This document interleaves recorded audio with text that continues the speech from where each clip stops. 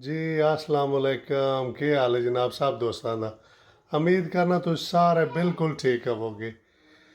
Sweden ਦੇ ਵਿੱਚ ਜਨਾਬ ਮਕਾਨ ਅੰਦਰੋਂ ਕਿਸ ਤਰ੍ਹਾਂ ਹੁੰਦਾ ਹੈ ਰੈਸ਼ ਵਗੈਰਾ ਔਰ ਤੁਹਾਨੂੰ ਉਹ ਵਿਜ਼ਿਟ ਕਰਾਣੇ ਆ ਤੇ ਕਿਰਾਇਆ ਕਿੰਨਾ ਹੈ। ਇਸ ਮਕਾਨ ਦਾ ਮੇਰੇ ਆਪਣੇ ਮਕਾਨ ਦਾ 1200 ਯੂਰੋ ਕਿਰਾਇਆ ਹੈ। 12,000 ਕਰੋਨ ਯੂਰੋ ਚ ਇਸ ਵਾਸਤੇ ਦੱਸੀਦਾ ਅਕਸਰ ਦੋਸਤ ਆਖਦੇ ਨੇ ਸਵੀਡਨ ਰਹਿਣਾ ਪਿਆ ਯੂਰੋ ਹੀ ਕਿਉਂ ਦੱਸਣਾ ਕਿਉਂਕਿ ਕਾਫੀ ਲੋਕਾਂ ਨੂੰ ਨਹੀਂ ਸਮਝ ਆਉਂਦੀ ਕਨਵਰਟ ਕਰਨ ਵਾਸਤੇ।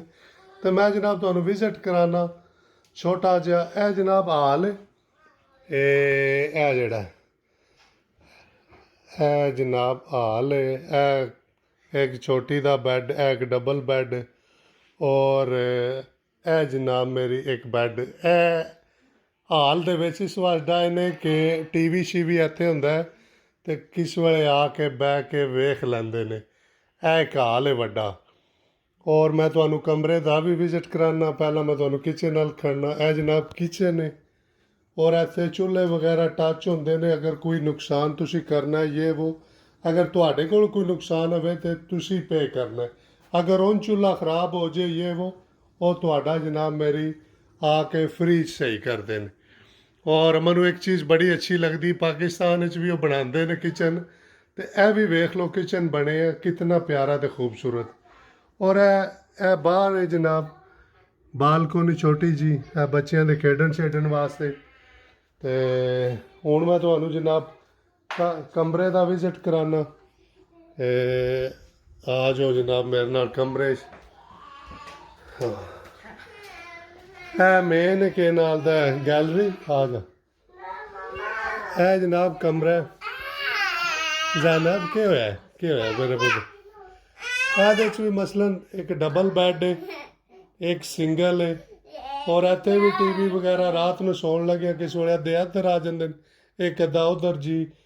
ਤੇ ਇਹ ਬਾਹਰ ਦਾ ਜਨਾਬ ਵਿਊ ਹੈ ਕਿਉਂਕਿ ਇੱਥੇ ਹਰ ਕਮਰੇ ਦੇ ਨਾਲ ਬਾਰੀ ਹੈ ਤੇ ਇਹ ਤੇ ਕਮਰਾ ਫਿਰ ਵੱਡਾ ਜੇ ਇਹ ਤੇ ਕਮਰਾ ਫਿਰ ਵੱਡਾ ਜੇ ਤਕਰੀਬਨ ਇੱਥੇ ਬਹੁਤ ਛੋਟੇ ਕਮਰੇ ਨੇ। ਕਈਆਂ ਕਮਰੇ ਮਸਾ ਜਿਹੜਾ ਨਾ ਉਹ ਸਿੰਗਲ ਬੈੱਡ ਜਿਹੜਾ ਉਹ ਡਰਦਾ ਵਾਹ ਇਤਨੇ ਛੋਟੇ ਨੇ ਕਈਆਂ 'ਚ ਡਬਲ ਔਰ ਅਲਹਮਦੁਲਿਲਾ ਕਿਉਂਕਿ ਇਹ ਵੀ ਪੀ ਇੱਧਰ ਸਮਾਨ ਇੱਥੇ ਡਬਲ 2 ਬੈੱਡ ਵੀ ਡਾ ਸਕਨੇ ਅਸੀਂ।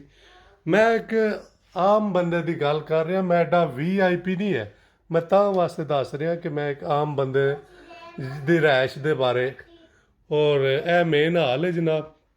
ਹੁਣ ਤੁਹਾਨੂੰ ਬਾਥਰੂਮ ਵੱਲ ਲੈ ਕੇ ਜਾਂਦੇ ਆ ਉਹ ਇਸ ਵਾਸਤੇ ਕਿ ਇੱਥੇ ਜਿਹੜਾ ਹੈ ਨਾ ਕਈਆਂ ਰਿਹਾਇਸ਼ਾਂ ਦੇ ਬਾਹਰ ਨੇ ਬਣੇ ਕੱਪੜੇ ਧੋਣ ਵਾਲਾ ਸਿਸਟਮ ਔਰ ਕਈਆਂ ਦਾ ਅੰਦਰ ਹੀ। ਮੈਂ ਤਾਂ ਤੁਹਾਨੂੰ ਸਾਰਾ ਵਿਜ਼ਿਟ ਕਰਾ ਰਿਹਾ ਕਿਉਂਕਿ ਕਾਫੀ ਦੋਸਤਾਂ ਨੂੰ ਨਹੀਂ ਸਮਝ ਆਉਂਦੀ। ਔਰ ਇਹ ਸਾਡੇ ਘਰ ਦੇ ਤਕਰੀਬਨ ਇਹ ਅੰਦਰ ਹੀ ਮਸ਼ੀਨ ਕੱਪੜੇ ਧੋਣ ਵਾਲੀ ਲੱਗੀ ਅੰਦਰ ਹੀ ਸੁਕਾਉਣ ਵਾਲੀ ਲੱਗੀ। ਔਰ ਇਹ ਬਾਥਰੂਮ ਔਰ ਬਾਥਰੂਮ ਵੀ ਖੁੱਲ੍ਹਾ ਚੰਗਾ ਨਾ।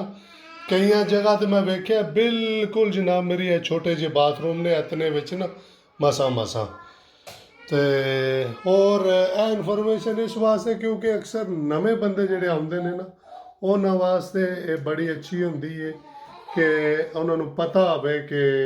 ਔਰ ਹਾਂ ਅਗਲੇ ਦਿਨ ਮੈਂ ਵੇਖਿਆ ਇੱਕ ਮੈਂ ਉਹ ਖਾਲੀ ਹਾਲ ਦੀ ਵੀਡੀਓ ਬਣਾਈ ਤੇ ਕਿਸੇ ਨੇ ਕਮੈਂਟਸ ਕੀਤੇ ਆ ਥੱਲੇ ਕਿ ਉਹ ਭਾਈ ਜੀ ਹੈ ਤੇ ਜਿਹੜਾ ਹਾਲ ਹੀ ਇੱਕ ਖਾਲੀ ਤੇ ਤੁਹਾਨੂੰ ਵੱਡਾ ਚਾਹੀਦਾ ਕਮਰਾ ਜਿਹਾ। ਹਾਲਾਂਕਿ ਮੇਰੇ 2 ਕਮਰੇ ਨੇ ਔਰ ਮੈਂ ਵੇਖਣਾ ਪਿਆ ਅੱਗੂ ਅਲਹਮਦੁਲਿਲਾ 3 ਕਮਰੇ ਵਾਲਾ ਵੀ।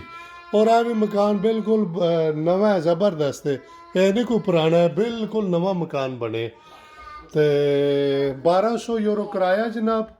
ਔਰ ਸ਼ੁਕਰ ਅਲਹਮਦੁਲਿਲਾ ਗਰਾਊਂਡ ਫਲੋਰ ਮੈਂ ਇਸ ਵਾਸਤੇ ਲਿਆ ਕਿਉਂਕਿ ਮੈਨੂੰ ਅੱਗੇ ਬੜੀ ਟੈਨਸ਼ਨ ਬਣੀ ਸੀ। ਮੈਂ ਪਹਿਲੇ ਫਲੋਰ 'ਤੇ ਆਹਾ ਤੇ ਉਹ ਜਨਾਬ ਜਿਹੜਾ ਥੱਲੇ ਰਹਿੰਦਾ ਨਾ ਬੰਦਾ ਤੇ ਉਹ ਬੜਾ ਮਸਲਾ ਕਰਦਾ ਤੇ ਉਹਦੀ ਵਜ੍ਹਾ ਤੋਂ ਫਿਰ ਮੈਨੂੰ ਇਹ ਚੇਂਜ ਕਰਨਾ ਪਿਆ। ਤੇ ਠੀਕ ਹੈ ਜਨਾਬ ਦੁਆਵਾਂ ਯਾਦ ਰੱਖਿਓ ਔਰ ਕਿ ਰੱਬ ਸੋਹਣੇ ਦੇ ਵਾਲੇ।